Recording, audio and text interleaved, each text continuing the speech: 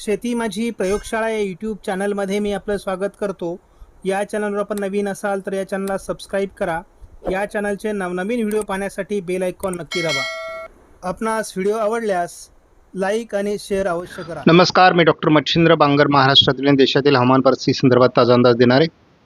सध्या महाराष्ट्रामध्ये विशेष पावसाळी वातावरण नाही आहे, परंतु मध्य प्रदेशवर होत असलेल्या वातावरणामुळे थोडं महाराष्ट्राच्या उत्तरेकडून थोडीफार ढगाळ परिस्थिती, हलका शिडकावा या पलीकडे वातावरणाची शक्यता नाही.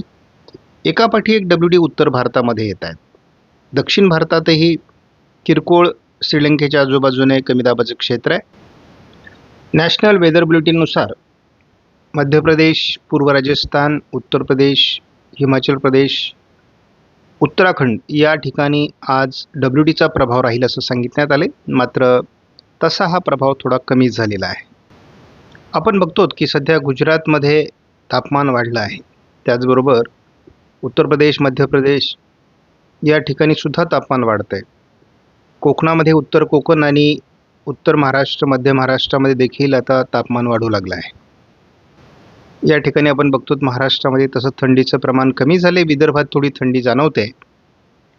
मात्र मध्य प्रदेश सहित उत्तर प्रदेश आणि राजस्थान या ठिकाणाहून आणखी उत्तरेला थंडीचा प्रभाव कायम राहणार आहे. आपण दररोज दोन महत्त्वाचे मॉडेल म्हणजे ECMWF मॉडेल आणि JFS मॉडेल याचा अंदाज घेत असतो. त्याला आपण इतरही काही मॉडेल जोडलेले आहेत, परंतु या पलीकडे अंदाजात फरक पडत नाही असा आपला अनेक वर्षाचा अनुभव आहे. मध्य प्रदेश आणि उत्तर प्रदेश, राजस्थानच्या सीमेवर थोडं गारपिटीचं वातावरण आहे. उत्तर भारतात हलका WD आहे.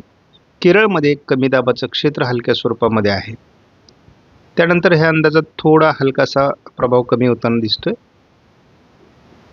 5 तारखेला पण या ठिकाणी आणखी वातावरण दिसतंय. थोडं उत्तर महाराष्ट्रामध्ये किरकोळ स्थिती 5 तारखेला दाखवण्यात आलेली आहे JFSनुसार.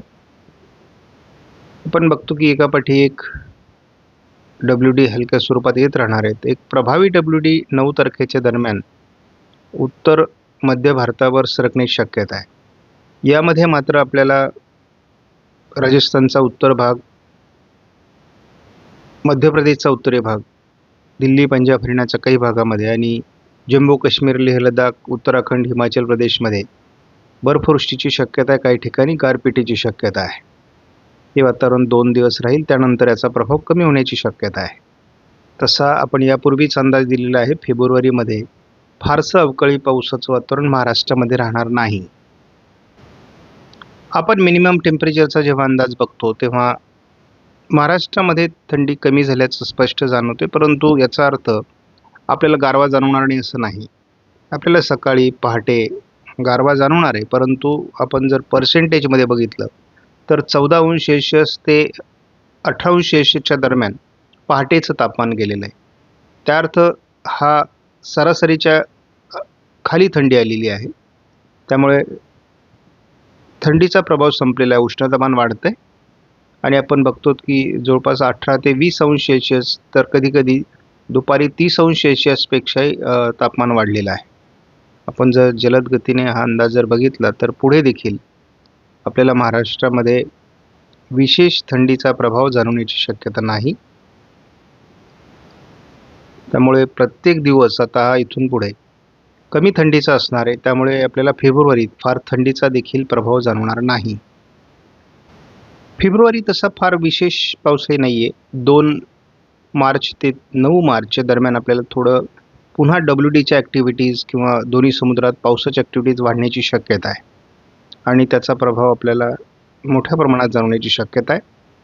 पण अगदी 16 मार्चपर्यंतचा अंदाज आहे. म्हणजे मार्चच्या सुरुवातीला तसं फार पावसाळी वातावरण नाही आहे, परंतु मार्चच्या उत्तर अर्धापासून पावसाला सुरुवात होईल आणि फेब्रुवारीत तसं फार वातावरण पावसाचं राहणार नाही.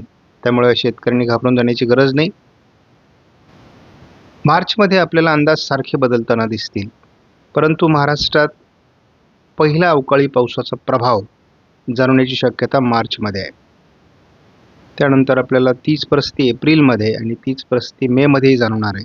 परंतु या अंदाजात सारखा बदल होईल, कारण मे महिन्यामध्ये दोन्ही समुद्रात वादळं तयार होण्याची शक्यता आहे. SIAPS मॉडेलने एप्रिलमध्ये अंदाज दिलेलाच आहे. मेमध्ये तर संपूर्ण भारतात पावसाचा अंदाज दिलेला आहे. NMME मॉडेलमध्ये सुद्धा विशेष बदल नाही, केवळ मेमध्ये पावसाचा अंदाज दिलेला आहे. आपण पुढील 15 दिवसाचा धावता अंदाज जर ECMWF मॉडेलचा घेतला तर काय परिस्थिती आपण बघतो. थोडं तामिळनाडू, केरळमध्ये हलकं कमी दाबाचं क्षेत्र राहणारे श्रीलंकेच्या दरम्यान. मात्र आपण बघतो की मध्य भारताच्या उत्तरेला थोडं पावसाळी क्षेत्र राहील. अतिउत्तरेला बर्फवृष्टीसाठी अनुकूल वातावरण राहणार आहे. WD जरी असले तरी मैदानी भागावर त्यांचा प्रभाव कमी होतोय आणि उत्तरेकडील भागातच त्याचा प्रभाव राहण्याची शक्यता आहे. महाराष्ट्रावर कोणतंही सावट नाही. हाच अंदाज आपण जेव्हा GFS नुसार बघतो तेव्हा देखील आपल्याला महाराष्ट्रात विशेष वातावरण दिसत नाही. AIFS मॉडेलनुसार सुद्धा आपल्याला 16 फेब्रुवारीपर्यंत कुठल्याही पावसाची शक्यता महाराष्ट्रामध्ये वाटत नाही.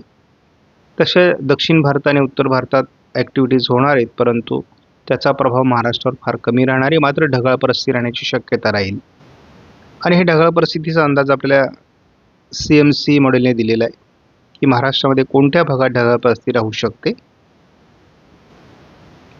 AIGFS मॉडेल आहे, या मॉडेलने देखील ढगाळ परिस्थितीचा अंदाज आपल्याला महाराष्ट्रामध्ये दिलेला आहे, परंतु पावसाचा अंदाज दिलेला नाही आहे. 17 तारखेला 5 वाजेपर्यंत 5-5:30 वाजेपर्यंतचा जर अंदाज आपण बघितला तर केवळ मध्य प्रदेशच्या उत्तरेकडून आणि थोडं छत्तीसगड, झारखंड या भागात पावसाची शक्यता आहे. महाराष्ट्रात पावसाची शक्यता मावळली आहे. तसं यापूर्वी मॉडेल हे उत्तर महाराष्ट्र, पश्चिम विदर्भ, उत्तर मराठवाडा या ठिकाणी पाऊस दाखवत होते, परंतु आता तो अंदाज बदलला आहे आणि तसंही आपण फेब्रुवारीत फारसा अवकाळी पावसाचा अंदाज दिलेला नाही आहे. आणि आपल्याला माहिती आहे GFS मॉडेलने अंदाज दिलेला होता पावसासंदर्भातला, तो त्यांनी मागे घेतला आहे.